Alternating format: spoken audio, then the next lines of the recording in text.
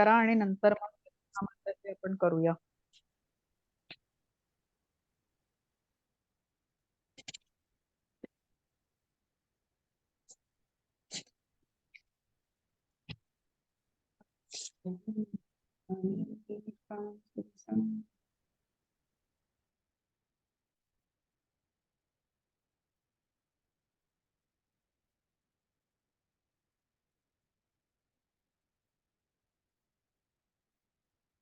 माताजी तुम्ही म्यूट आहात, प्रतिभा माताजी.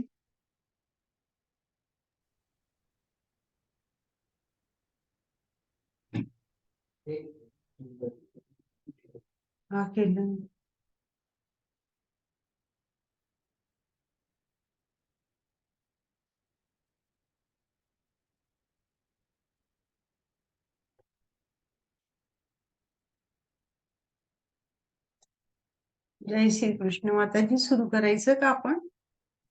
हो करूया माताजी. हरे कृष्ण. हरे कृष्ण.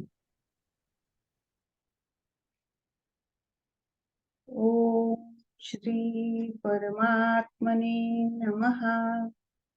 अथैकादशोऽध्यायः. अर्जुन उवाच मदनुग्रहाय परमं गुह्यमध्यात्मसंहितं यत्त्वयोक्तौ वचस्तेन मोहयो विगतो मम भवाप्ययौ हि भूतानां श्रुतौ विस्तरशो मया त्वत्तः कमलपत्राक्ष माहात्म्यमपि चाव्ययम् एवमेतद् यथार्थत्वम् आत्मानं परमेश्वर द्रष्टुमिच्छामि ते रूपम् ऐश्वरं पुरुषोत्तम मन्यसे यदि तच्छक्यं मया द्रष्टुमिति प्रभो योगेश्वर ततो मे त्वं दर्शयात्मानमव्ययम्. श्रीभगवानुवाच पश्य मे पार्थरूपाणि शतशो सहस्रशः. पश्य मे पार्थरूपाणि शतशोत्सहस्रशः नानाविधानि दिव्यानि नानावर्णाकृतीनि च पश्यादित्यान् वसून् रुद्रान्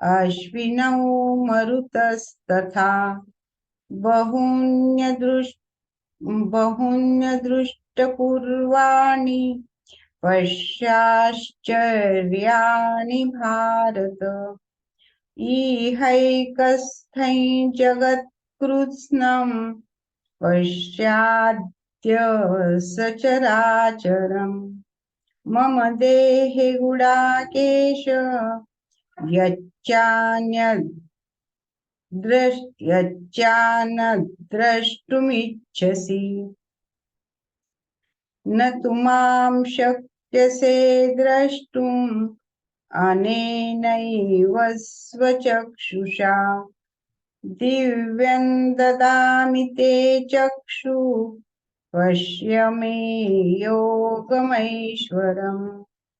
संजय उवाच एवमुक्त्वा ततो राजन् महायोगेश्वरो हरिः दर्शयामास पार्थाय परमं रूपमैश्वरम् अनेकवक्त्रनयनम् अनेकाद्भुतदर्शनम् अनेक दिव्याभरणं दिव्यानेकोद्यतायुधम्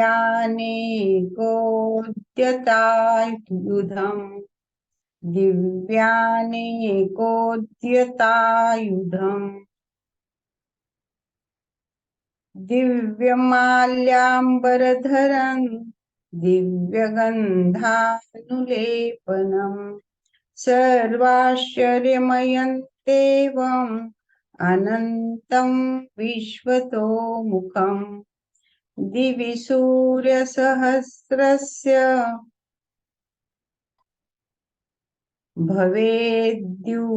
भवेद्युगपदुत्थिता यदि भासदृशी सा स्यात्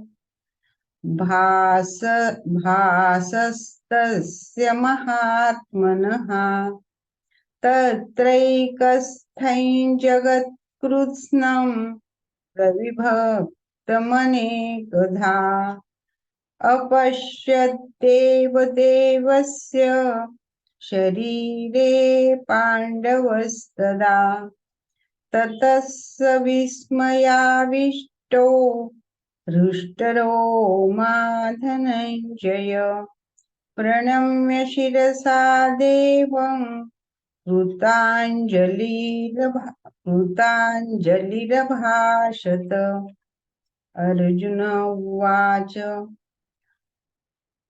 पश्यामि देवांस्तव देवदेहे सर्वांस्तथा भूतविशेषसङ्घा ब्रह्माणमीशं कमलासनस्थं ऋषींश्च सर्वानुर्गांश्च ऋषींश्च सर्वानुर्गांश्च दिव्यान् अनेकबाहूदरवक्त्रनेत्रं पश्यामि त्वां सर्वतोऽनन्तरूपम् नान्तन्न मध्यन्न पुनस्तवादिं पश्यामि विश्वेश्वर विश्वरूप किरीटिनं गदिनं चक्रणं च तेजो राशिं सर्वतो दीप्तिमन्तम् पश्यामि त्वां दुर्निरीक्ष्यं समन्तात् दीप्तानलार्कद्युतिप्रमेयम् त्वमक्षरं परमं वेदितव्यं त्वमस्य विश्वस्य परं निधानम् त्वमव्ययः शाश्वतधर्मगोप्ता सनातनस्त्वं पुरुषो मतो मे अनादिमध्यान्तमनन्तवीर्यम् अनन्तबाहुं शशिसूर्यनेत्रं पश्यामि त्वां दीप्तहुताशवक्त्रं स्वतेजसा विश्वमिदन्तपन्तम् द्यावा पृथिव्योरिदमन्तरं हि व्याप्तं त्वयैकेन दिशश्च सर्वाः दृष्ट्वाद्भुतं रूपमुग्रं लोकत्रयं प्रव्यथितं महात्मन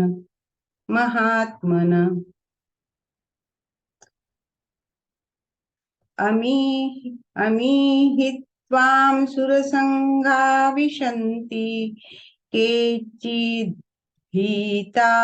प्राञ्जलयो गृह्णन्ति स्वस्तीत्युक्त्वा महर्षिसिद्धसङ्घा स्तुवन्ति त्वां स्तुतिभिः पुष्कलाभिः रुद्रादित्या वसवो ये च साध्या विश्वेश्विनौ मरुतश्चोष्मपाश्च गन्धर्वयक्षासुरसिद्धसङ्घा वीक्षन्ते त्वां विस्मिताश्चैव सर्वे रूपं महत्ते बहुवक्त्रनेत्रम् महाबाहो बहुबाहुरुपादम् बहूदरं बहुदंष्ट्राकरालं दृष्ट्वा लोका प्रव्यथितास्तथाहम्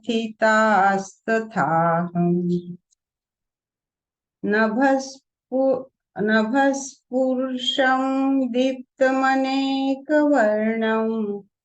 व्यात्ताननं दीप्तविशालनेत्रम् दृष्ट्वा हि त्वां प्रव्यथितान्तरात्मा धृतिं न विन्दामि शमं च विष्णु दंष्ट्राकरालानि च ते मुखानि दृष्ट्वैव कालानलसन्निभानि दिशो न जाने न लभे च शर्म प्रसीद देवेश जगन्निवास अमी च त्वां धृतराष्ट्रपुत्रास् सर्वे सहैवावनिपालसङ्घैः भीष्मो द्रोणः सुतपुत्रस्तथासौ सहास्मदीयैरपि योधमुखैः वक्त्राणि ते त्वरमाणा विशन्ति दंष्ट्राकरालानि भयानकानि केचिद्विलग्ना दर्शनान्तरेषु सन्दृश्यन्ते चूर्णितैरुत्तमाङ्गैः यथा नदीनां बहवोऽम्बुवेगाः समुद्रमेवाभिमुखा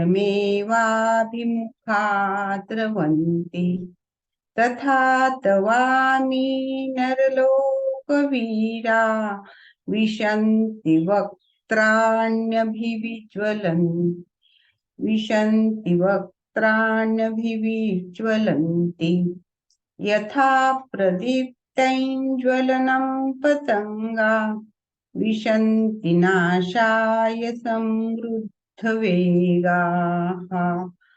तथैव नाशाय विशन्ति लोकास्तवापि वक्त्राणि समृद्धवेगाः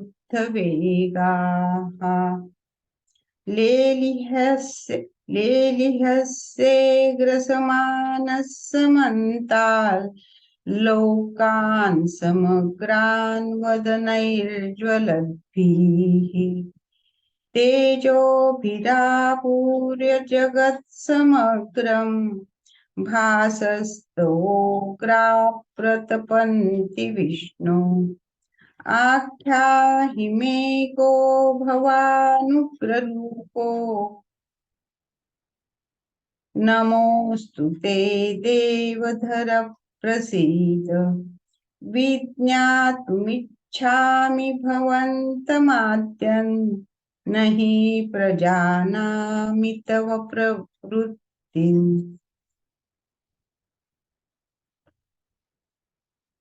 श्रीभगवानुवाच कालोऽस्मि लोकक्षयकृत् प्रवृद्धो लोकान् समाहर्तुमिह प्रवृत्तः ऋतेऽपि त्वान्न भविष्यन्ति सर्वे एव स्थिताः प्रत्यनीकेषु योधाः तस्मात् त्वमुत्तिष्ठ यशो लभस्य जित्वा शत्रून् भुङ्क्ष्व राज्यं समृद्धम् मयैवैते निहताः पूर्वमेव निमित्तमात्रं भव सव्यसाची निमित्तमात्रं भव सव्यसाची द्रोणैश्च भीष्मैश्च जयद्रथैश्च कर्णं तथान्यानपि योधवीरान् मया हतांस्तैश्च हिमाव्यथिष्ठा युध्यस्वजेतासि रणे सपत्नान् संजय उवाच एतच्छ्रुत्वा वचनं केशवस्य कृताञ्जलिर्वेपमानः किरीटी नमस्कृत्वा भूय एवाह कृष्णं सगद्गदं भीतभीतः प्रणम्य अर्जुन उवाच स्थाने ऋषिकेश तव प्रकीर्त्या जगत्प्रहृष्यत्यनुरज्यते च रक्षांसि भीतानि दिशो द्रवन्ति रक्षांसि भीतानि दिशो द्रवन्ति सर्वे नमस्यन्ति च सिद्धसङ्घा कस्माच्च तेन न मेरन्महात्मन् गरीयसे ब्रह्मणोऽप्यादिकर्त्रे अनन्तदेवेश जगन्निवास त्वमक्षरं सदसत्तत्परं यत् त्वमादिदेव पुरुषः पुराणः सत्त्वमस्य विश्वस्य परन्निधानम् वेत्तासि वेद्यं च परं च धाम त्वया त्वतं विश्वमनन्तरूप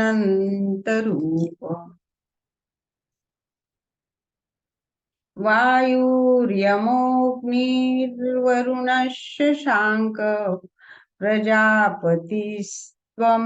प्रपितामहश्च नमो नमस्तेऽस्तु सहस्रकृत्वः पुनश्च भूयोऽपि नमो नमस्ते नमः पुरस्तादथ पृष्ठतस्ते नमोऽस्तु ते सर्वत एव सर्व अनन्तवीर्यामितविक्रमस्त्वं सर्वं समाप्नोषि ततोऽसि सर्वः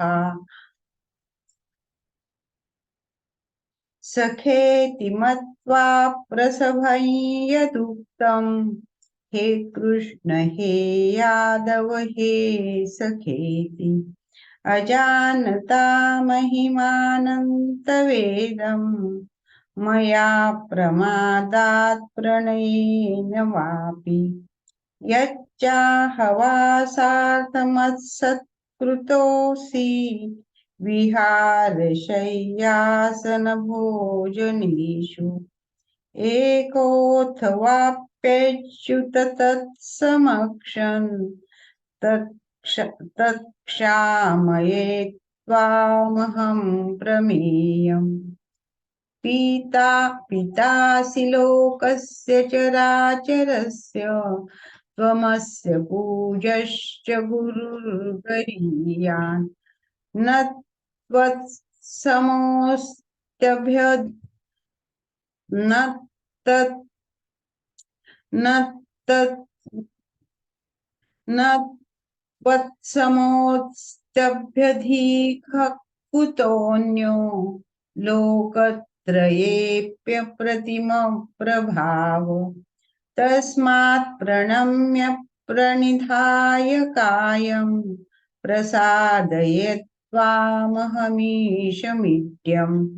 पितेव पुत्रस्य सखेव सख्युः प्रियः प्रियायार्हसि देव सोढुम् अदृष्टपूर्वं हृषितोऽस्मि दृष्ट्वा भयेन च प्रव्यथितं मनो मे तदेव मे दर्शय देवरूपं प्रसीद देवेश जगन्निवास किरीटिनं गदिनं चक्रहस्तम् इच्छामि त्वां द्रष्टुमहं तथैव तेनैव रूपेण चतुर्भुजेन सहस्रबाहो भव विश्वमूर्ते श्रीभगवानुवाच मया प्रसन्नेन तवार्जुनेदं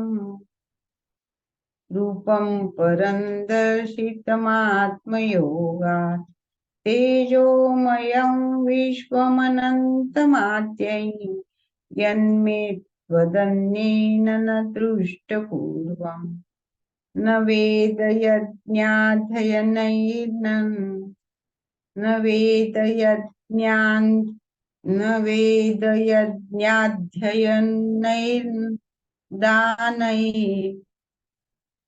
न वेदयज्ञाध्ययनैर्न दानैः न च क्रियाभिर्न तपोभिरुग्रैः एवं रूपशक्य अहं नृलोके द्रष्टुं त्वदन्येन कुरु प्रवीर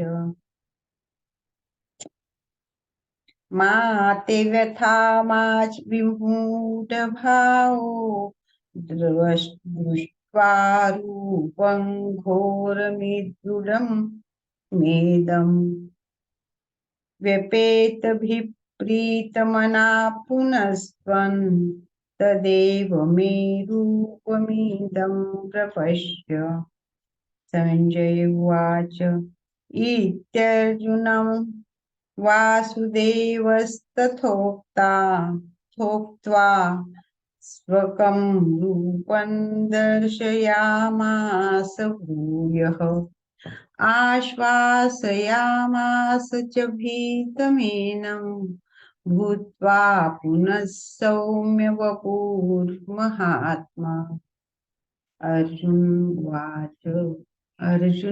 उवाच दृष्ट्वेदं मानुषं रूपं तव सौम्यं जनार्दन इदानीमस्मि संवृत्तः सचेता प्रकृतिं गतः श्रीभगवानुवाच सुदुर्दर्शमिदं रूपं दृष्टवानसि यन्मम देवा अप्यस्य रूपस्य नित्यं दर्शनकाङ्क्षिणः नाहं वेदैर्न तपसा न दानेन चेज्जया शक्य एव विधो द्रष्टुं दृष्टवानसि मां यथा भक्त्या त्वनन्यया शक्य अहमेवं विधोऽर्जुन ज्ञातुं द्रष्टुं च त्वत्तेन प्रवेष्टुं च परन्तप मत्कर्म कृन्मत्परमो मद्भक्तः सङ्गवर्जितः निर्वैरः सर्वभूतेषु यः मामेति पाण्डव ॐ तत्सदिति श्रीमद्भगवद्गीतासु उपनिषत्सु ब्रह्मविद्यायां योगशास्त्रे श्रीकृष्णार्जुनसंवादे विश्वरूपदर्शनयोगो नामैकादशोऽध्यायः श्रीकृष्णार्पणमस्तु। हे भगवान आपको बड़ी सुप्रसन्न सत। हरि बोल माताजी। हरी बोल माताजी, खूप छान. हरे कृष्ण. सर्वांचं स्वागत आहे. श्री श्री राधा गोविंद इस्कॉन मँगलोर तर्फे चालवला जाणारा हा उपक्रम 18 दिवसात भगवद्गीता समजून घ्या. आज आपण 11व्या दिवशी भेटतोय आणि विश्वरूप दर्शन 11वा अध्यायाचं आपण अध्ययन करणार आहोत. आपण सुरुवात प्रथम मंगलाचरणने करूया. ओम अज्ञानतिमिरान्धस्य ज्ञानाञ्जनशलाकया चक्षुरुन्मिलितं येन तस्मै श्रीगुरवे नमः. श्रीचैतन्यमनोभीष्टं स्थापितं येन भूतले स्वयं रूप कदा मह्यं ददाति स्वपदान्तिकं. हे कृष्ण करुणा सिन्धो दीनबन्धो जगत्पते गोपेश गोपिका कांत राधा कांत नमोस्तुते. तप्त कांचन गौरांगी राधे वृंदावनेश्वरी वृषभानुसुते देवी प्रणमामि हरिप्रिये.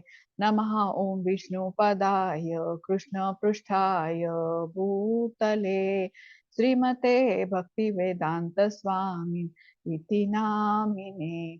नमस्ते सारस्वते देवे गौरवाणी प्रचारिणे निर्विशेष शून्यवादी पाश्चात्य देशतारिणे.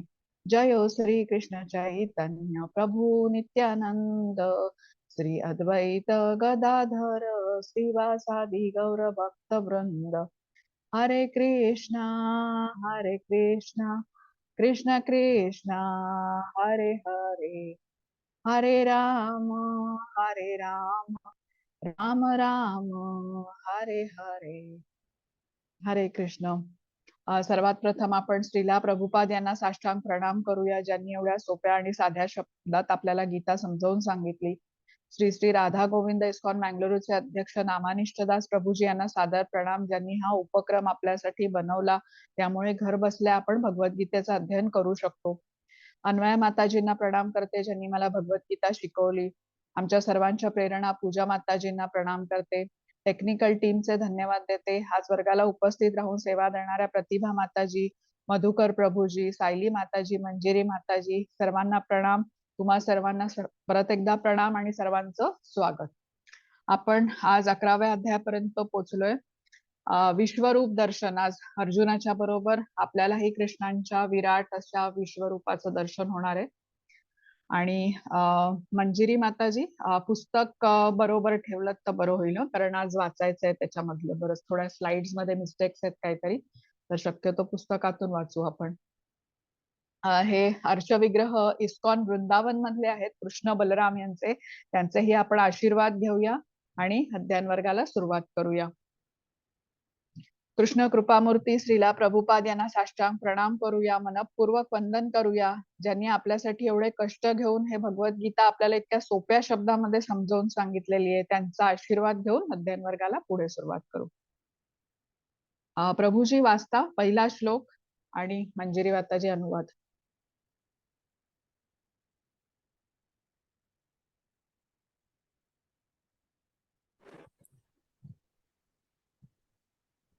बरं, प्रभूजी म्यूट आहेत. मंजिरी माताजी तुम्ही वाचाल श्लोक? हो वाचते.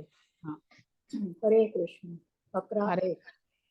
अर्जुन उवाच मदनुग्रहाय परमं गुह्यमध्यात्मसंहितं यत्त्वयोक्तौ वचस्तेन मोहोऽयौ विगतो मम.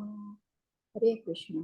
अर्जुन म्हणाला, या परमगुह्य आध्यात्मिक विषयांसंबंधी तुम्ही कृपावंत होऊन जे उपदेश दिले आहेत ते ऐकून माझा मोह नष्ट झाला आहे. हरे कृष्ण. हरे कृष्ण. पहिल्या श्लोकाकडे वळायच्या आधी कालच्या अध्यायाची थोडी उजळणी करूया आपण. कालच्या अध्यायाचं नाव काय होतं, कोणाला आठवतंय का?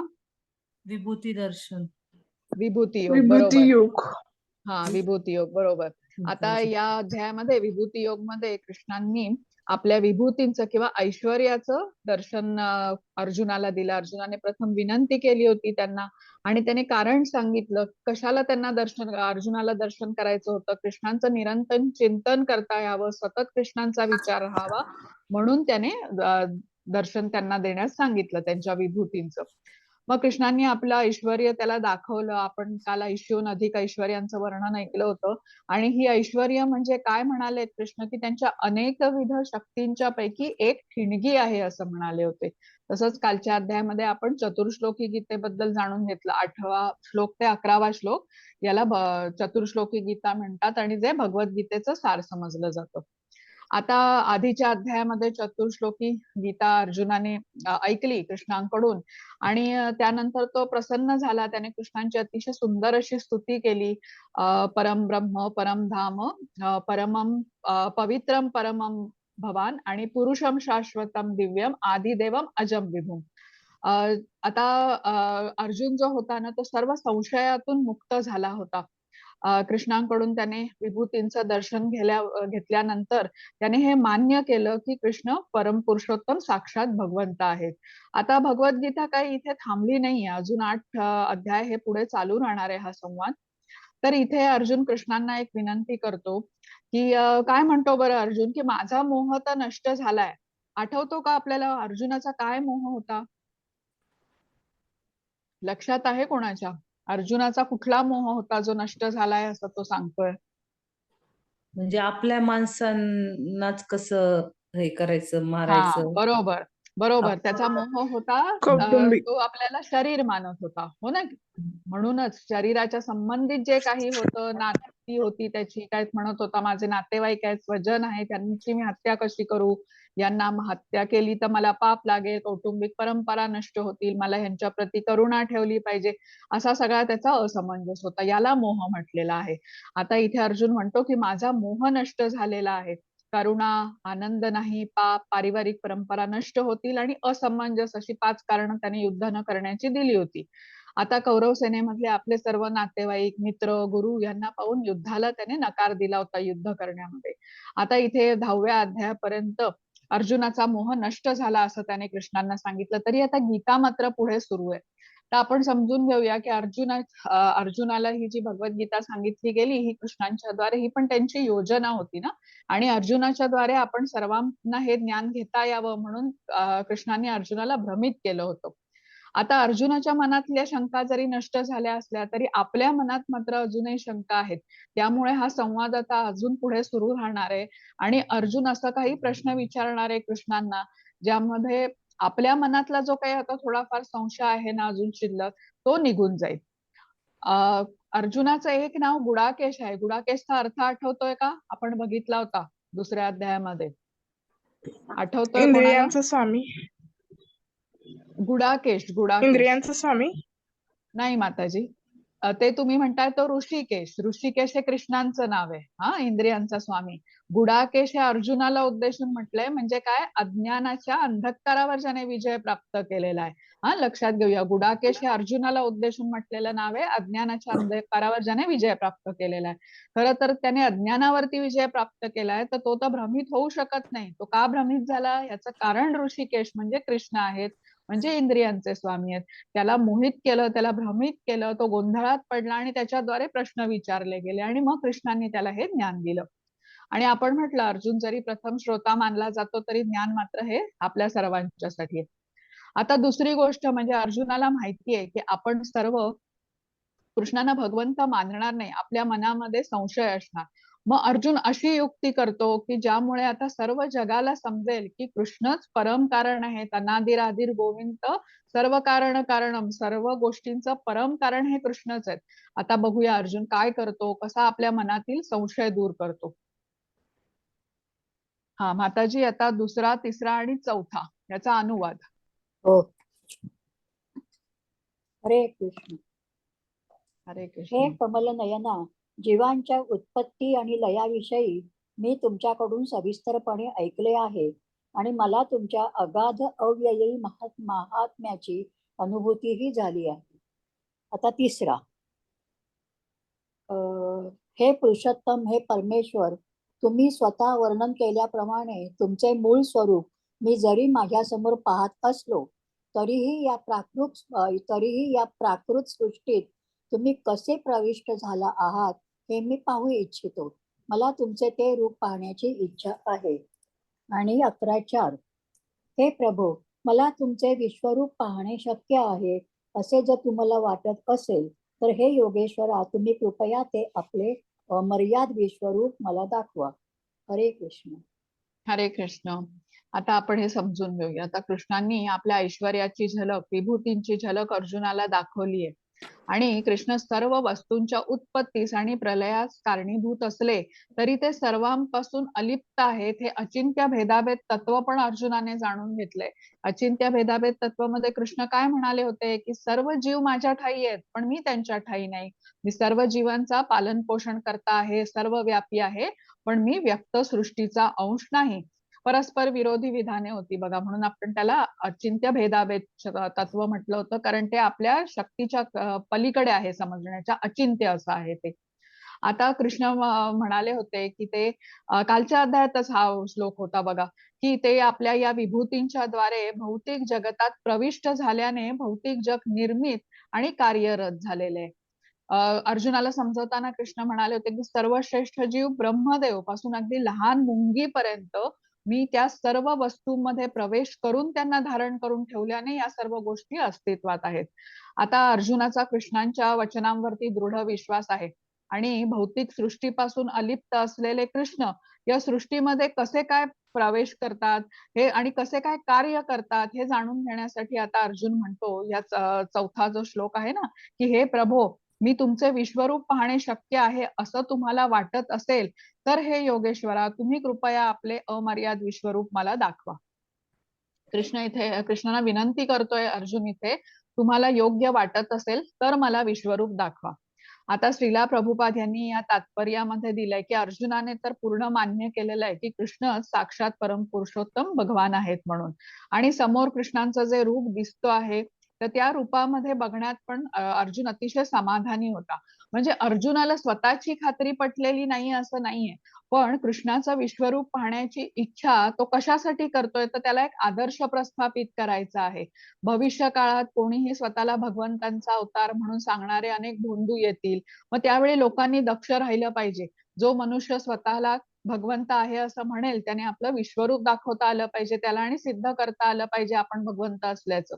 म्हणजे कृष्णांचं श्रेष्ठत्व स्थापन करण्यासाठी आणि भविष्य काळामध्ये कोणी स्वतःला भगवंत आहे सांगून इतरांची फसवणूक होऊ नये या उद्देशाने अर्जुनाने कृष्णांना विश्वरूप दाखवण्याची विनंती केली होती.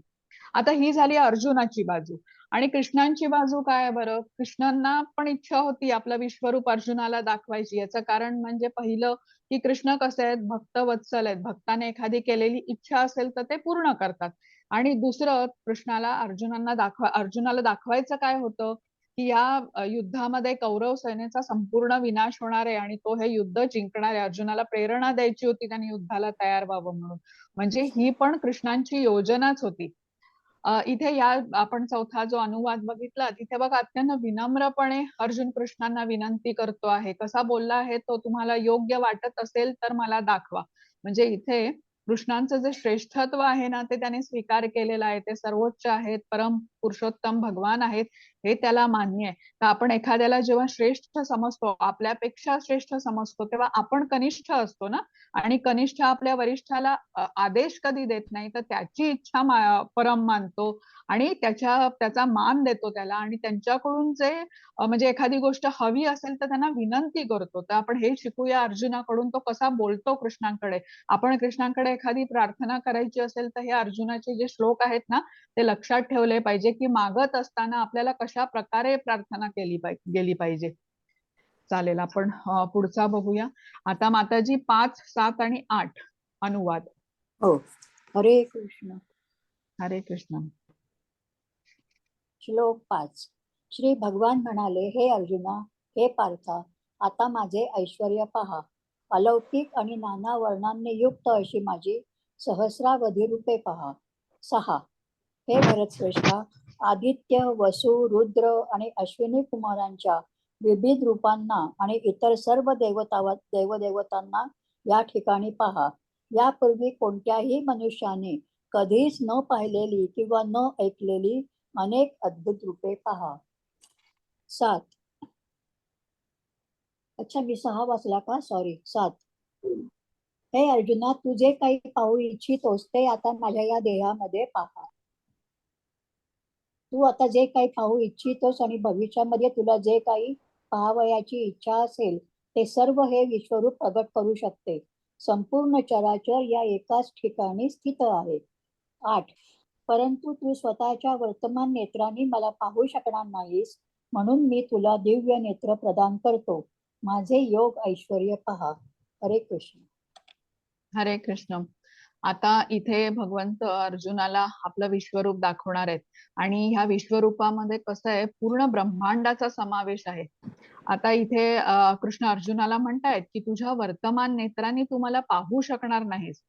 भगवंतांच्या या विराट रूपामध्ये भूत, वर्तमान, भविष्य सुद्धा समाविष्ट आहे आणि ते बघायला अर्जुनाला दिव्य चक्षु ते देतात. दिव्य नेत्रांनीच अर्जुन भगवंतांचं दिव्य असा विराट रूप बघू शकतो.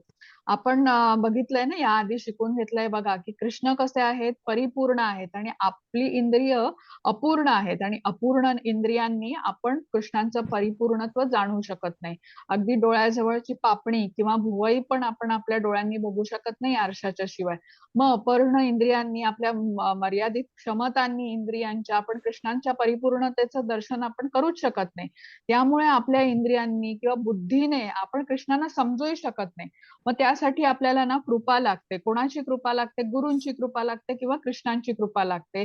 या कृपेनेच आपण भक्तीमध्ये अग्रेसर होतो आणि जेव्हा अशी कृष्णांची कृपा होते, जशी आता इथे अर्जुनावर झालेली आहे, तर तेव्हा त्याच्या भौतिक नेत्रांना दिव्य नेत्र जोडले जाणार आहेत, भौतिक मनाला दिव्य मन जोडलं जाईल, सामान्य बुद्धीला आता दिव्य बुद्धीची जोड मिळेल आणि मग अर्जुन आता या विश्वरूपाचं, विराट अशा विश्वरूपाचं दर्शन घेऊ शकेल कृष्णांच्या.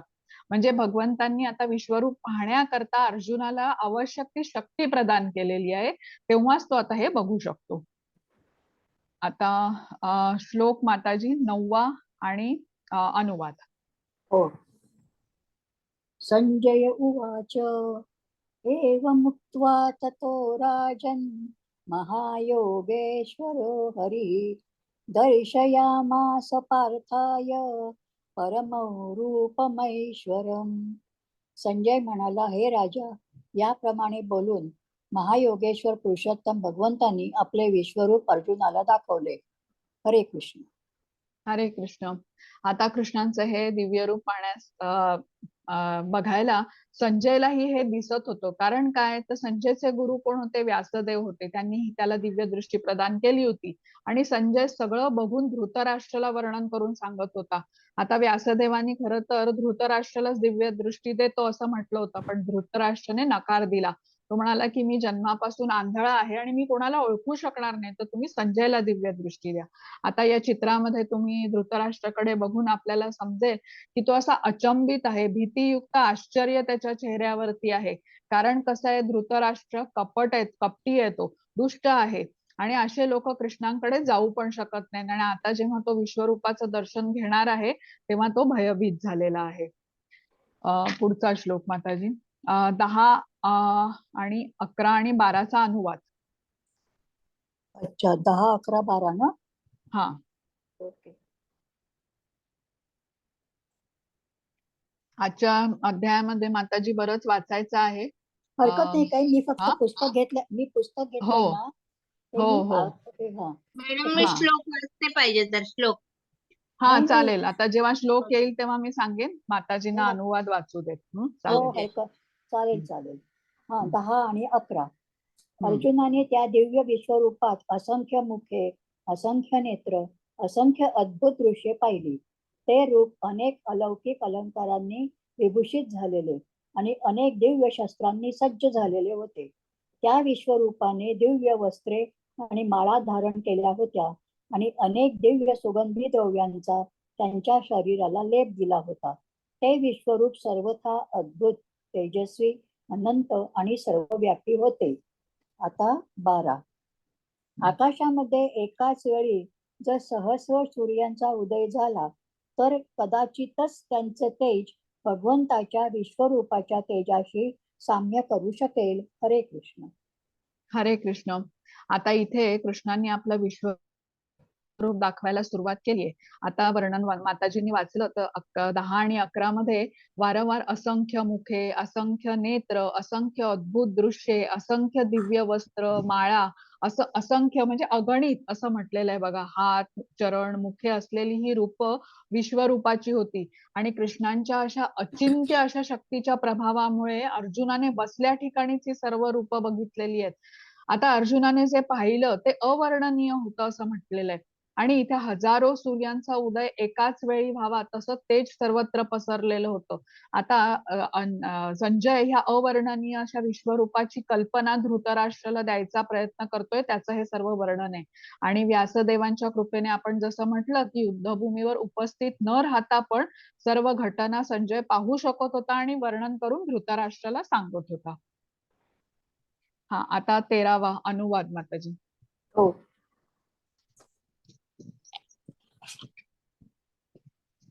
त्यावेळी अर्जुनाने भगवंतांच्या विश्वरूपामध्ये एकाच ठिकाणी स्थित असलेली परंतु अनंत ग्रहांमध्ये विभागलेली ब्रह्मांडाची विस्तृत रूपे पाहिली.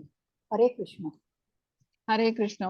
इथे अर्जुन आणि कृष्ण दोघेही रथावरती आरूढ होते आणि अनंत ग्रहामध्ये विभागलेली ब्रह्मांडाची विस्तृत रूपे अर्जुनाने त्या विश्वरूपात पाहिली असं म्हटलंय. आता आपल्याला माहितीये की आपल्या सृष्टीमध्ये अनेक ग्रह, तारे यांनी बनलेल्या आकाशगंगा आहेत आणि त्या एकाच वेळी एकाच ठिकाणी बसून त्यांचं दर्शन करणं हे केवळ अशक्य आहे.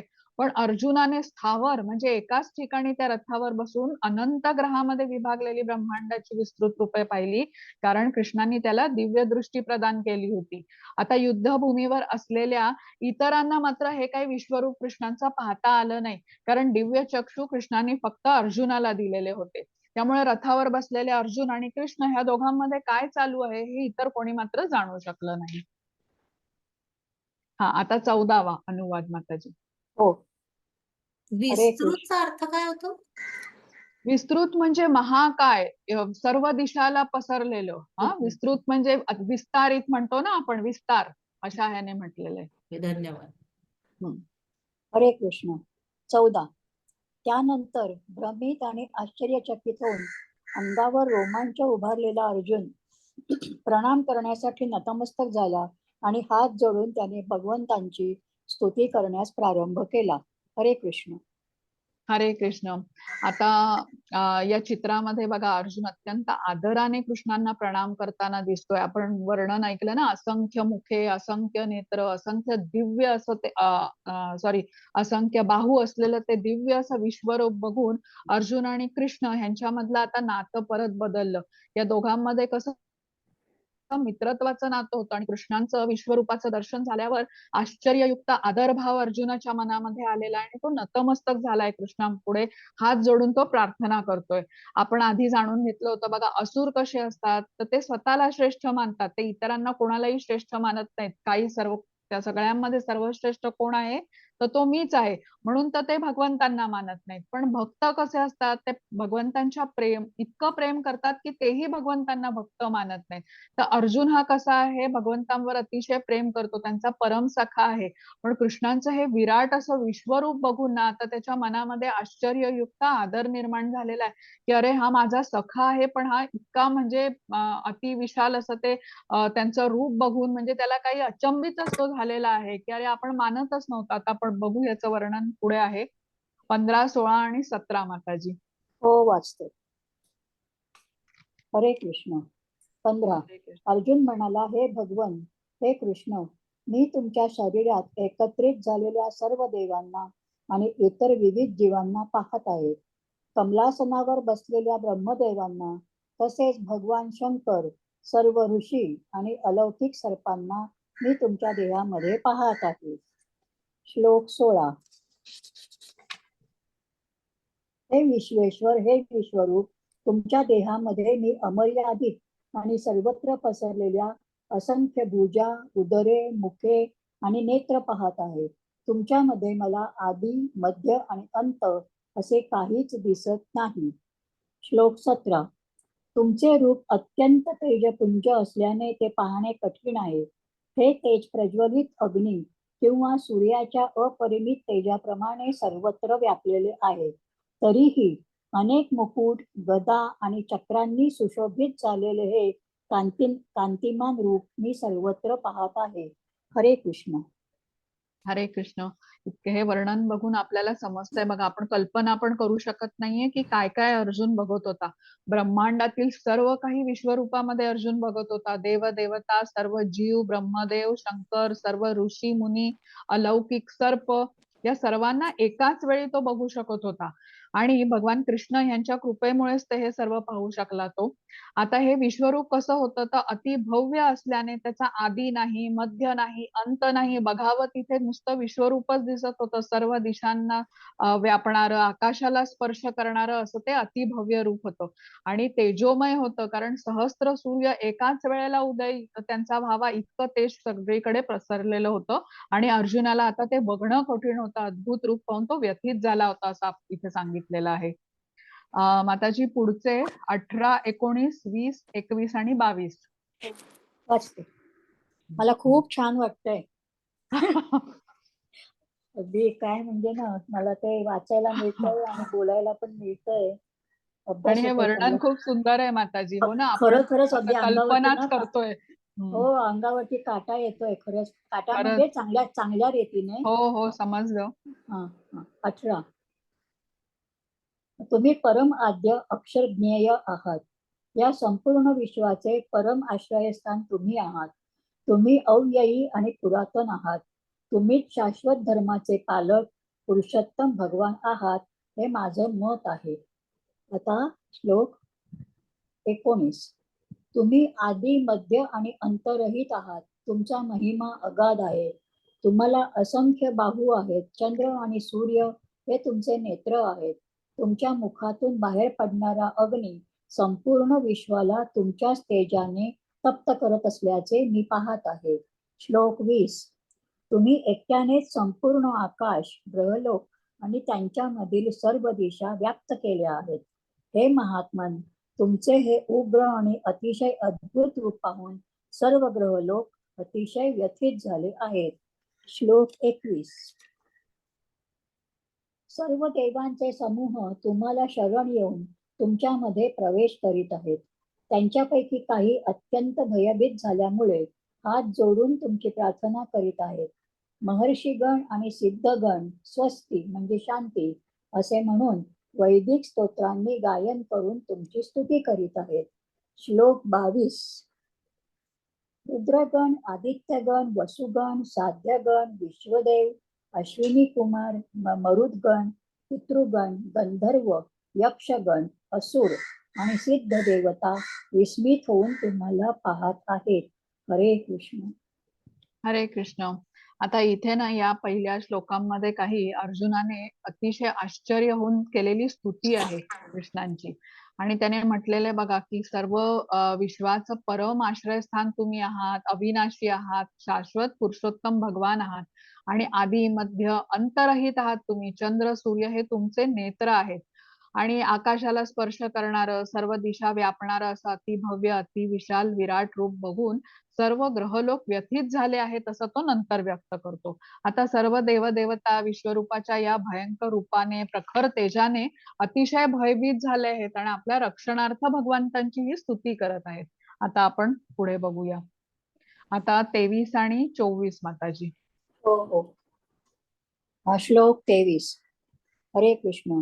हे महाबाहू, देवतांसहित सर्व लोक तुमचे अनेक नेत्र, मुखे, भुजे, जांघा, पाय, उदरे आणि भयंकर दाढा असणारे महाकाय रूप पाहून अतिशय व्यथित झाले आहेत आणि त्यांच्याप्रमाणेच मी सुद्धा व्यथित झालो आहे.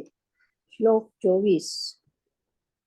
हे सर्वव्यापी विष्णू, अनेक तेजस्वी वर्णांनी युक्त असे तुम्ही आकाशात स्पर्श करीत असलेले पाहून, तसेच तुमची आव असलेली मुखे आणि प्रदीप्त विशाल नेत्रांनी युक्त असे तुमचे रूप पाहून माझे मन भयाने व्यथित झाले आहे. त्यामुळे माझे धैर्य आणि मानसिक संतुलन नाहीसे झाले आहे. हरे कृष्ण. हरे कृष्ण. सायली माताजी काही विचारायचंय? हो, आपण मगाशी म्हटलं की अर्जुनाला दिव्य दृष्टी दिली प्रभूंनी म्हणून त्याला ते दिसलं सगळं. मग हो. इथे देवतांसहित सर्व लोकांना कसे हा. दिसले? उच्च ग्रहातील देवदेवतांना पण दर्शन झालेलं आहे ह्याचं विश्वरूपाचं. हा, ओके. युद्धभूमीवरती फक्त अर्जुनाला झालं, पण हम्म. अर्जुनाच्या व्यतिरिक्त जे उच्च लोकातील सर्व देवदेवता होते ते दर्शन घेऊ शकले. आणि मग सर्व हा. लोक म्हटलंय ते? सर्व लोक म्हणजेच हे ना की वरचे लोक असं म्हटलेले. अच्छा. 14 लोक असतात ना, पृथ्वीच्या वरती 7 बरं. म्हणजे तपलोक, महरलोक, जनलोक, सत्यलोक, ब्रह्मलोक असं उद्देशाने बरोबर. लोक असं म्हटलेलं हा, आहे. म्हणजे हं? लोक म्हणजे म्हणजे पृथ्वीवरचे व्यक्ती लोक असं नाही. नाही. हा हा हा. नाही, ओके पृथ्वीवरचे लोक नाही. ओके व्यक्ती अशा अर्थाने नाही, लोक म्हणजे तसे लोक म्हटलेले. ओके. बरं, चालेल. हां, आता इथे 23 आणि 24 मध्ये काय म्हटलं, की भगवंतांचं हे महाकाय रूप बघून अर्जुन आणि देवदेवता व्यथित झालेले आहेत. आता माझे मन या भयाने व्यथित झालेलं आहे आणि मी माझं मानसिक संतुलन राखू शकत नाही, एवढं अर्जुन म्हणालेला आहे. आता अर्जुन खरं तर कृष्णांचा परमभक्त आहे आणि पण भगवंतांच्या हे अतिविशाल रूपाबरोबर त्याला आता हे जोडून घ्यायला खूप अवघड जातंय. त्याला हे आवडतच नाहीये. त्यामुळे तो व्यक्त करतोय इथे की मी व्यथित झालोय आणि माझं धैर्य आता कृष्णा संपू लागलेलं आहे. आता आपण पुढच्या श्लोकामध्ये बघूया कृष्ण काय म्हणणार आहेत. माताजी 26 आणि 27. हो हो.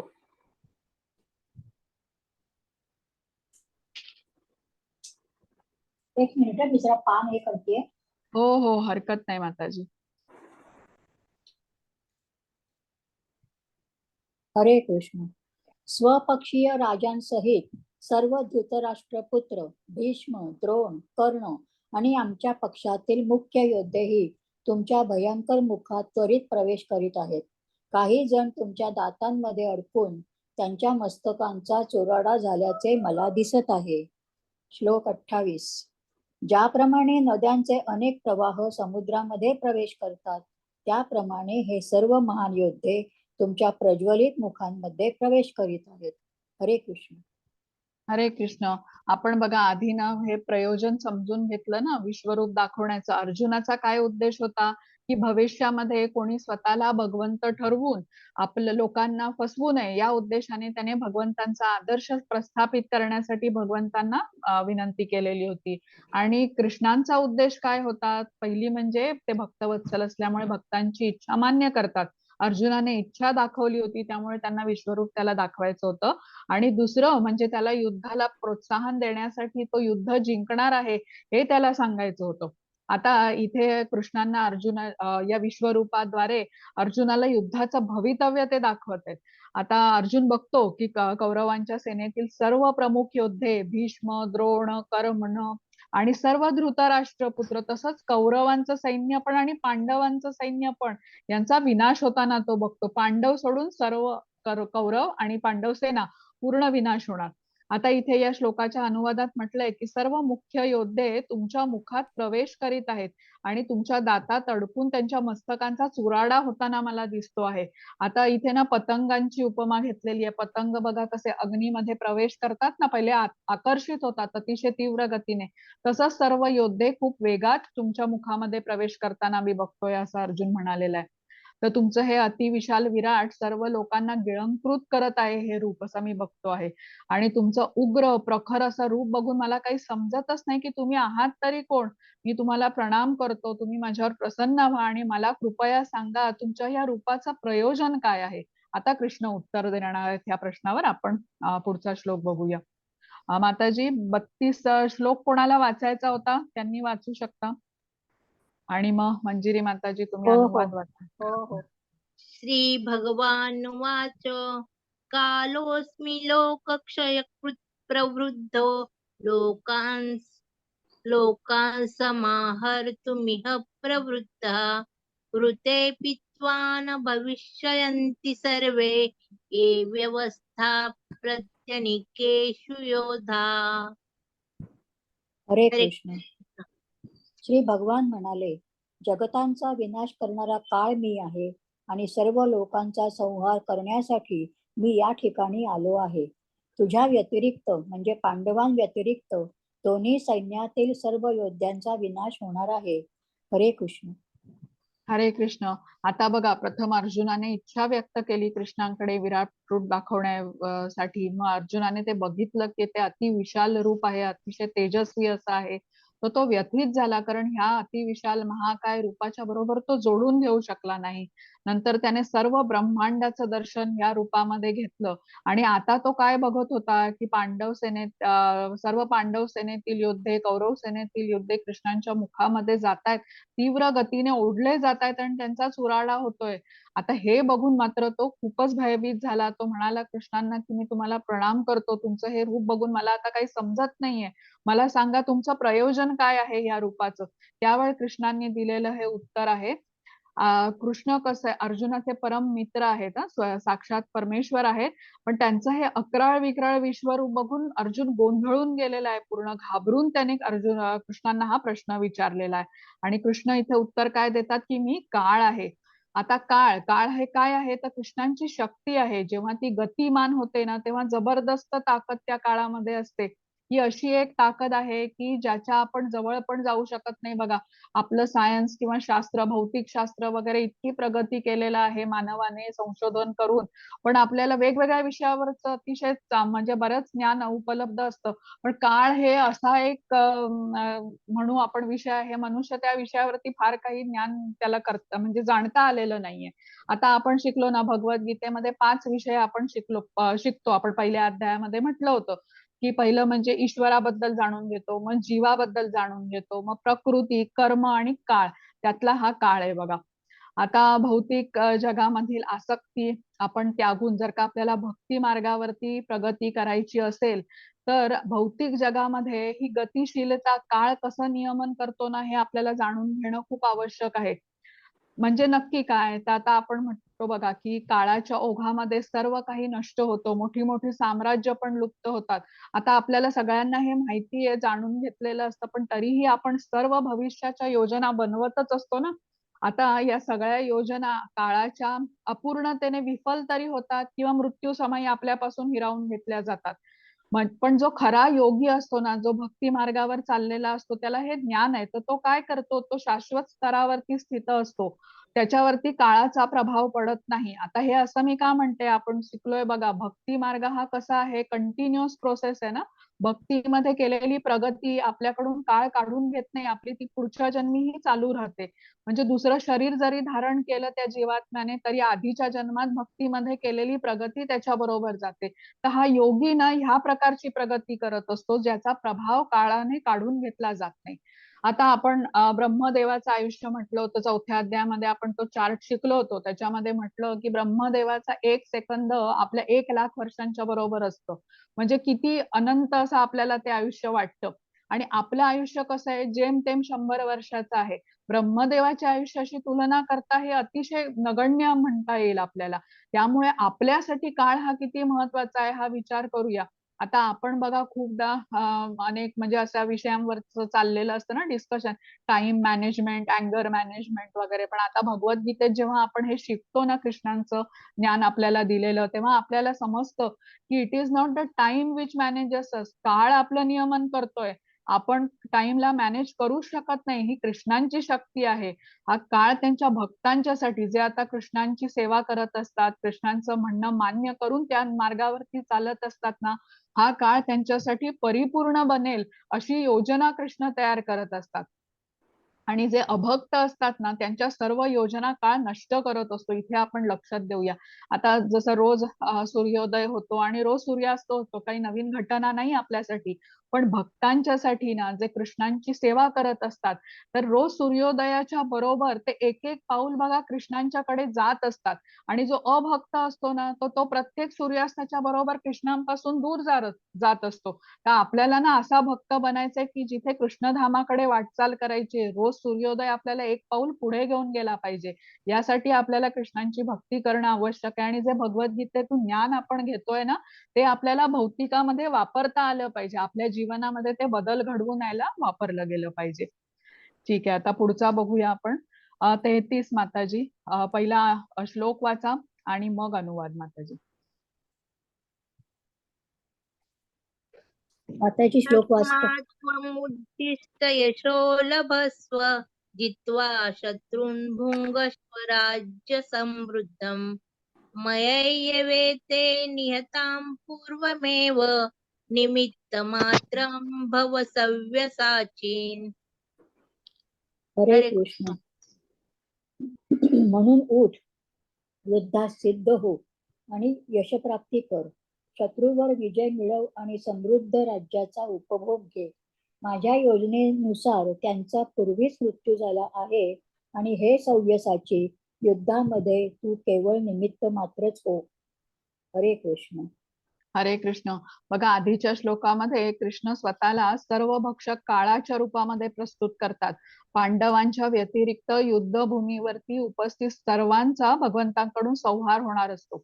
आता इथे या श्लोकामध्ये सव्यसाची असं संबोधलं आहे कृष्णाला, कृष्णांनी अर्जुनाला. सव्यसाची म्हणजे काय? युद्धभूमीमध्ये बाण सोडण्यात निपुण.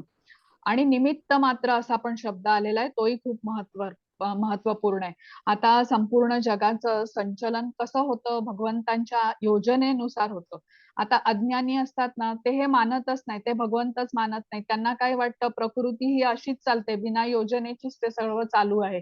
काही जण बघा, शास्त्रज्ञ वगैरे, ते बिग बँग थिअरी वगैरे मानतात की आकस्मिकरित्या कुठला तरी स्फोट वगैरे झाला आणि निर्मिती झाली प्रकृतीची, पण ते खात्रीलायक सांगत नाहीत. कदाचित, आकस्मिकरित्या असे शब्द ते वापरतात.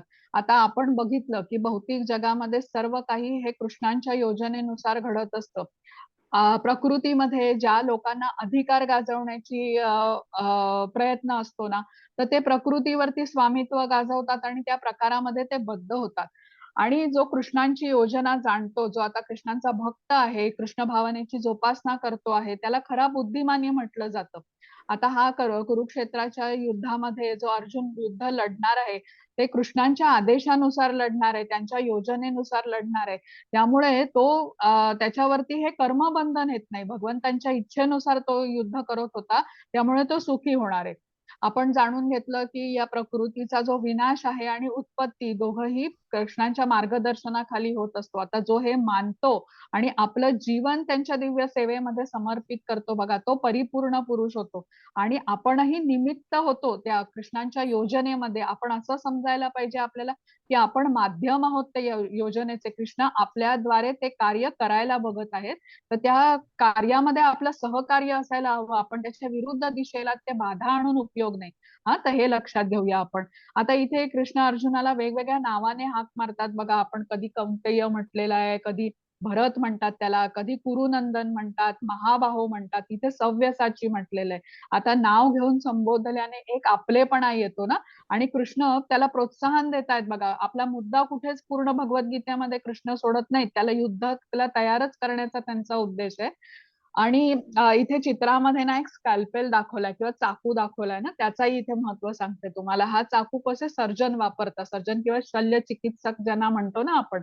आता एखाद्या व्यक्तीच्या शरीरामध्ये काही गाठ असेल जी काढून टाकणं खूप आवश्यक आहे, तर तो या शल्य चिकित्सकाची किंवा सर्जनची मदत घेतो ती गाठ काढून टाकायला.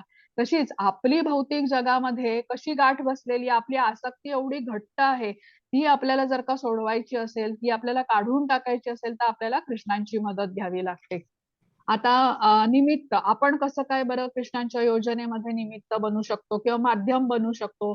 जसं आता आपला हा 18 दिवसांचा भगवद्गीता समजून घ्या हा उपक्रम आहे. कृष्ण भावनेमध्ये कर्म करण्याचं महत्व आपल्याला हे समजून येतं ह्या उपक्रमाद्वारे. तर आपणही ह्या उपक्रमाचा प्रसार करू शकतो. आपल्याला जे ज्ञान मिळालं ते इतरांपर्यंत इतरांनाही त्याचा लाभ घेता यावा, म्हणून आपण निमित्त बनू शकतो.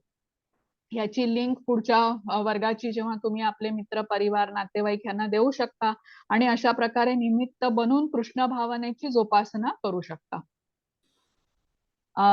34 माताजी वाचायचं. हो हो हो. हरे कृष्ण. द्रोण, कृष्ण. भीष्म, कर्ण आणि इतर शूरवीर योद्ध्यांना मी पूर्वीच मारलेले आहे. म्हणून तू त्यांचा वध कर आणि व्यथित होऊ नकोस. केवळ युद्ध कर. यामुळे युद्धामध्ये तू शत्रूवर विजय प्राप्त करशील. हरे कृष्ण. हरे कृष्ण. इथे म्हटलंय या सर्वांचा वध मी केलेला आहे.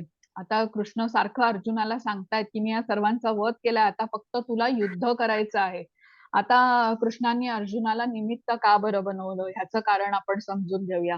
आता भगवंत त्यांच्या भक्तांना नेहमी ना सेवेची संधी देतात. आपण जसं म्हटलं ना, 4थ्या अध्यायामध्ये आपण बघितलं होतं बघा, की भगवंत इथे अवतार का घेतात? तर पहिलं म्हणजे त्यांच्या भक्तांना आनंद देण्यासाठी आणि दुष्टांचा विनाश करण्यासाठी. आता दुष्टांचा विनाश करण्यासाठी कृष्णांना काही स्वतःला येणं आवश्यक आहे का?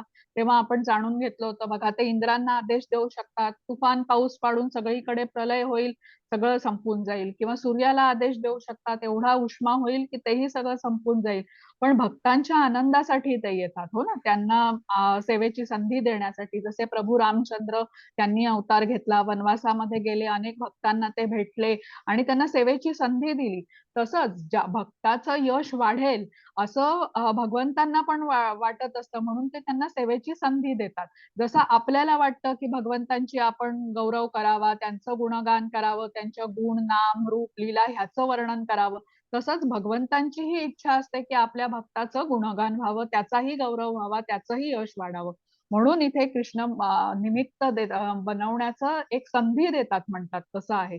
हा, तर ये यथा माम प्रपद्यन्ते हाही आपण 4थ्या अध्यायामध्ये शिकलो होतो. ह्याचा काय होतं की जो भक्त ज्या प्रमाणात आणि ज्या भावनेने कृष्णांकडे जातो, त्याच परस्पर भावनेने कृष्ण त्याच्या बरोबर जोडले जातात, किंवा ही आदान प्रदान कशी होते भक्त आणि कृष्ण यांच्या मधली, तर जेवढ्या प्रमाणात आपण कृष्णांना प्रेम करतो आहे तोच भाव आपल्याला कृष्ण परत करणार आहेत. म्हणून लक्षात घेऊया, इथे भगवंत हे आपल्याला संधी देत आहेत. आपल्यावरती कृपा करण्याची संधी आपल्याला मिळाली तर आपल्याला ती सोडायची नाही. जेवढं प्रेम आपण कृष्णांवर करू ते आपल्याला त्याच्या अनेक पटीने मिळणार आहे, हे लक्षात घेऊया. आता हनुमानांनी प्रभू रामचंद्रांची केवढी सेवा केली होती, आजवर बघा त्यांचा जय जयकार होतो. तर जसा अर्जुन आहे परम सखा आहे कृष्णांचा, तर त्याच्यासाठी तर ते सारथी बनले.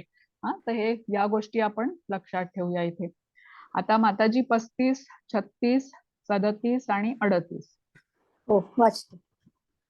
मंजिरी माताजी, विचारायचं आहे काही? हा, ते मला फक्त एक आठवलं म्हणून मी विचारते, हा, म्हणजे हा. माझ्या माहिती करता की हो, हो. सव्यसाची या नावाचा अर्थ अर्जुनाला जो वापरला गेलाय तो अर्जुन दोन्ही हाताने युद्ध करू शकतो म्हणून वापरला गेला का? हो, हो, हो, ॲम्बिडेक्स्ट्रस म्हणतात ना हा माताजी हा हा इंग्लिश मध्ये. हा करेक्ट, हा तेच हा आहे त्याचं हा मिनिंग. हा हा, तर ते म्हणजे मला आता आठवलं म्हणून म्हटलं मी हो, तुमच्याकडनं खात्री हो, करून हो, घ्यावी, म्हणजे हे बरोबर. नवीन स्टुडंट जे आहेत त्यांना पण याचा हो, अर्थ कळेल. हो, हो, दोन्ही हातांनी इक्वल, म्हणजे काय म्हणतात ती शक्ती आहे. हे आपल्यापैकी काही जण करू शकतात वगैरे, पण कठीण असतं जरा, हो ना, म्हणजे रेअरच म्हटलं जातं. हा हा. हा, हो, इंग्लिश मध्ये ॲम्बिडेक्स्ट्रस म्हणतात. हो हो, ॲम्बिडेक्स्ट्रस म्हणतात, बरोबर. हम्म. हरे कृष्ण. हरे कृष्ण. श्लोक 35. संजय धृतराष्ट्राला म्हणाला, हे राजन, भगवंतांकडून हे वचन ऐकून थरथर कापणाऱ्या अर्जुनाने हात जोडून पुन्हा पुन्हा नमस्कार केला. अत्यंत भयभीत झालेला अर्जुन सद्गदित स्वरात भगवान श्रीकृष्णांना असे म्हणाला. 36. अर्जुन म्हणाला, हे ऋषिकेशा, तुमच्या नामश्रवणाने संपूर्ण जगत हर्षोल्लासित होते आणि सर्व लोक तुमच्यावर अनुरुक्त होतात. सिद्ध पुरुष जरी तुम्हाला नमस्कार करीत असले तरी राक्षस भयभीत होऊन इतस्ततः पळत आहेत. हे सर्व योग्यच घडत आहे. श्लोक 37. हे महात्मन, ब्रह्मदेवांपेक्षाही श्रेष्ठ असे आदी सृष्टीकर्ते तुम्ही आहात, तर मग त्यांनी तुम्हाला का बरे आदरपूर्वक नमस्कार करू नये? हे अनंता, हे देवाधिदेव, हे जगन्निवासा, या भौतिक सृष्टीच्या पलीकडे असणारे तुम्ही परम अविनाशी सर्व कारणांचे कारण आहात. श्लोक 38. तुम्ही आदिपुरुष भगवान, पुरातन आणि या व्यक्त प्राकृतिक जगताचे एकमात्र आश्रयस्थान आहात. तुम्ही सर्वज्ञ आहात आणि जे जे ज्ञेय आहे ते सर्व तुम्हीच आहात. तुम्ही त्रिगुणातीत असे परम आश्रयस्थान आहात. हे अनंत रूपा तुम्हीच ही संपूर्ण भौतिक सृष्टी व्यापली आहे. हरे कृष्ण. हरे कृष्ण. इथे अर्जुन कृष्णांची स्तुती करत आहे, पण ह्याच्यामध्ये असंही दिलेलं आहे की राक्षस मात्र स्तुती ऐकू शकले नाही, ते मात्र इतस्ततः पळू लागलेले आहेत. आता आपण पुढचा 41 आणि 42 माताजी.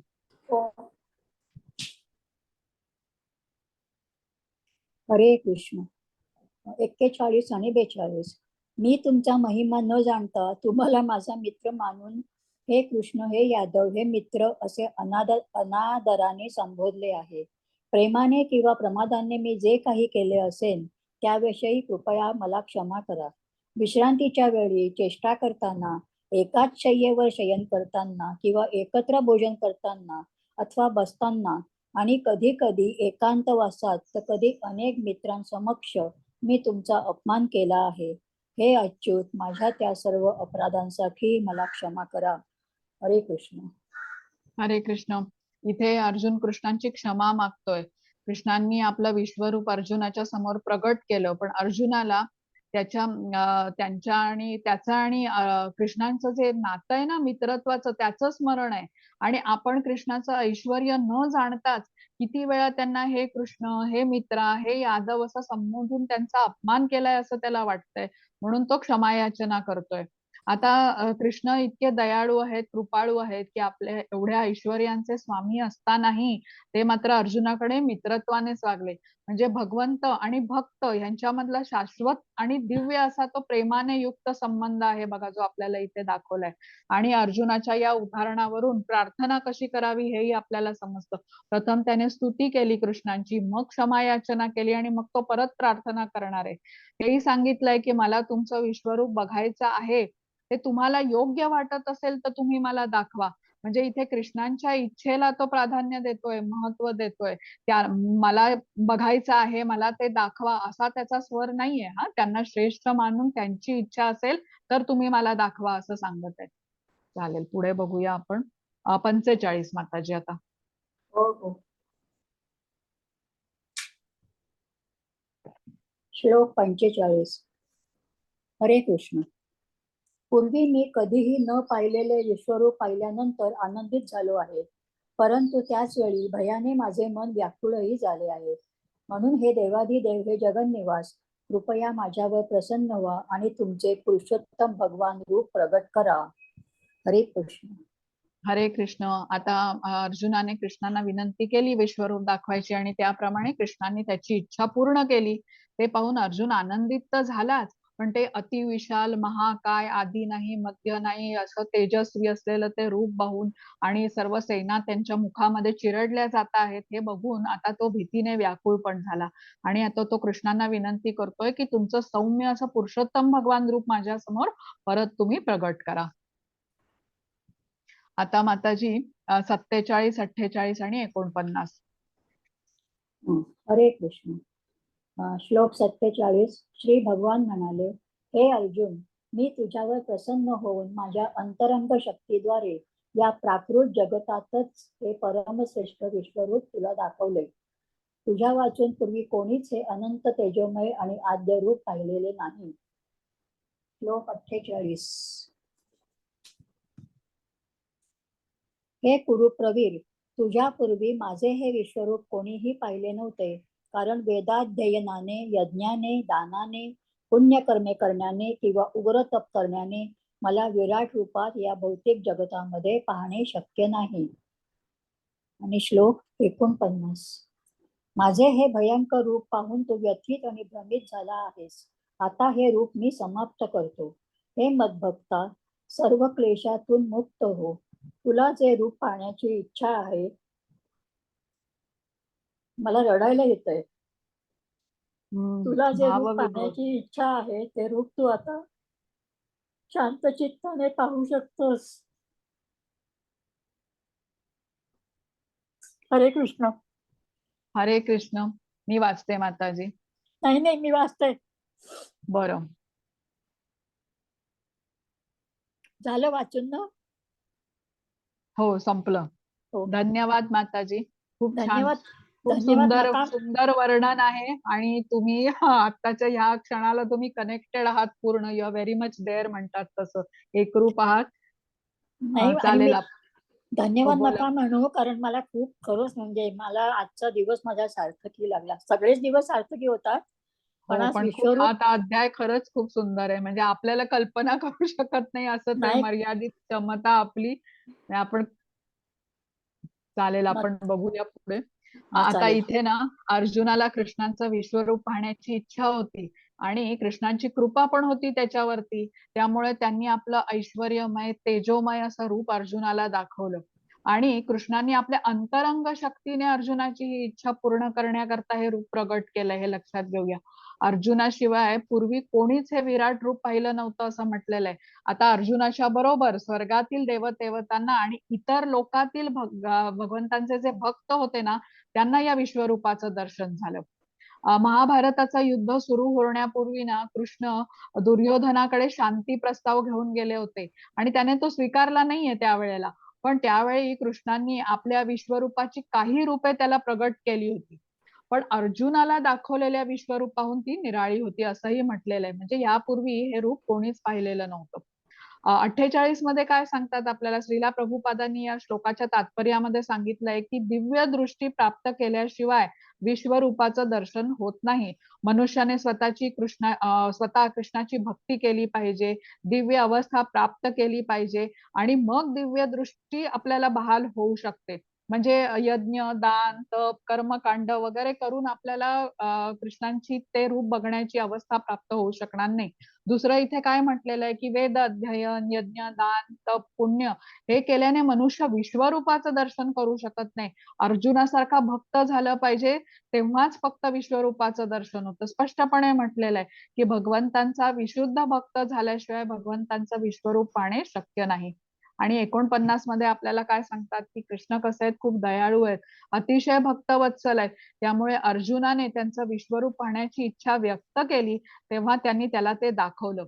दुसरं म्हणजे कृष्णांना अर्जुनाला हेही दाखवायचं होतं की कौरवांचा संपूर्ण विनाश होणार आहे आणि तो युद्धामध्ये विजयी होणार आहे. अर्जुनाला प्रोत्साहित करायचं होतं, त्याने युद्धाला तयार व्हावं म्हणून. आता इथे अर्जुन विश्वरूप बघून व्याकुळ झाला. भक्ताला भगवंतांचं ते विश्वरूप बघण्यामध्ये रुची नसते, कारण ते अतिभव्य, अतिविशाल असं ते वर्णन आपण बघितलं ना, त्या रूपाबरोबर भक्त आदान प्रदान करू शकत नाही प्रेमाची. आपण बघा आता भगवंतांचं दर्शन घ्यायला मंदिरामध्ये जातो, काहीतरी फूल घेऊन जाऊ, फळ घेऊन जाऊ, हार घेऊन जाऊ, पण विश्वरूपाचं वर्णन कसं आहे, असंख्य मुखे, असंख्य नेत्र, असंख्य हात, असंख्य बाहू. आता आपण काय आधी नाही, मध्य नाही, अंत नाही, आपण काय काय म्हणून घेऊन जाणार त्यांच्यासाठी. अशा रूपाबरोबर आपण आदान प्रदान करणार तरी कशी, अपुरे पडू आपण. म्हणजे आदरयुक्त भक्तिभावाचं जे आदान प्रदान आपण कृष्णांच्या श्यामसुंदर रूपाबरोबर करू शकतो ना, ते होणार नाही. म्हणून कृष्णांनी आता विश्वरूप आपलं समाप्त केलं आणि जो भयभीत व्याकुळ झालेला अर्जुन होता ना, तोही शांत झाला. इथे ते चतुर्भुज रूप दाखवलेलं आहे. आता विश्वरूपातून प्रथम चतुर्भुज रूप कृष्ण दाखवणार आहेत आणि मग श्यामसुंदर रूपामध्ये येणार आहेत. 50वा माताजी वाचाल. हो हो वाचते ना. हा. हरे कृष्ण. श्लोक 50. संजय धृतराष्ट्राला म्हणाला, भगवान श्रीकृष्णांनी याप्रमाणे बोलून अर्जुनाला आपले मूळ चतुर्भुज रूप आणि शेवटी द्विभुज रूप दाखवले. अशा प्रकारे त्यांनी भयभीत अर्जुनाला धीर दिला. हरे कृष्ण. हरे कृष्ण. आता अर्जुन चतुर्भुज रूप पाहण्यातही उत्सुक नाही, हे कृष्णांना माहिती होतं.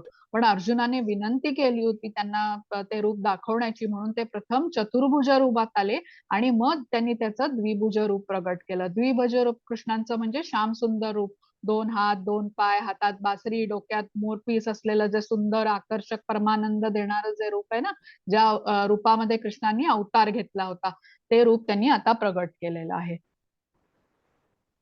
हा, आता 51, 52 आणि 54 माताजी. हो हो. हरे कृष्ण. श्लोक 51. श्रीकृष्णांचे मूळ रूप पाहून अर्जुन म्हणाला, हे जनार्दन, तुमचे हे अति सुंदर मनुष्य रूप पाहून मी आता शांत चित्त झालो आहे आणि मी आपल्या पूर्वस्थितीवर आलो आहे. श्लोक 52. श्री भगवान म्हणाले, हे अर्जुना, आता तू जे माझे रूप पाहत आहेस त्याचे दर्शन होणे अतिशय दुष्कर आहे. देवता सुद्धा हे मधुर रूप पाहण्याची संधी प्राप्त करण्याच्या नित्य प्रयत्नात असतात. म्हणजे कुठलं रूप? द्विभुज रूप. अच्छा. हे अर्जुना, आता तू जे माझे रूप पाहत आहेस त्याचे दर्शन होणे अतिशय दुष्कर आहे. देवता सुद्धा हे मधुर रूप पाहण्याची संधी प्राप्त करण्याच्या नित्य प्रयत्नात असतात. श्लोक 54. हे अर्जुना, मी जसा तुझ्या समोर उभा आहे तसे मला केवळ अनन्य भक्तिमय सेवेनेच जाणणे शक्य आहे आणि या प्रकारे मला साक्षात पाहता येते. केवळ याच मार्गाने तू माझ्या रहस्यमय तत्वात प्रवेश करू शकतोस. हरे कृष्ण. हरे कृष्ण. आता कृष्णांचं अति सुंदर जे मनुष्य रूप आहे म्हणजे श्यामसुंदर रूप ते बघून अर्जुन शांतचित्त झालाय आणि ते कृष्ण सांगतायत की त्यांच्या विश्वरूपाचं दर्शन तर दुर्लभ आहेच, पण त्यांच्या साकार असं श्यामसुंदर रूपाचं जे दर्शन आहे ना ते त्याहून अतिशय दुर्लभ आहे. आणि इथे कृष्ण म्हणतात की केवळ अनन्य भक्तीनेच त्यांना जाणणं शक्य आहे. आता ज्या मनुष्याकडे अनन्य भगवत भक्ती आहे आणि ज्याला गुरूंची आध्यात्मिक गुरूंचं अचूक मार्गदर्शन लाभलंय त्यालाच भगवंतांचा साक्षात्कार होऊ शकतो. ईश्वर साक्षात्काराचे 3 टप्पे आपण बघितले होते बघा, ब्रह्मण, परमात्मा आणि भगवान.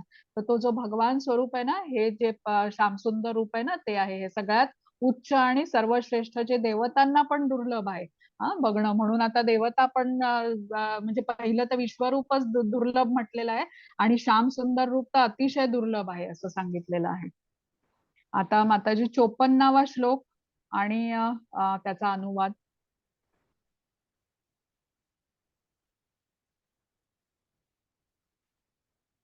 श्लोक माताजी कोण वाच?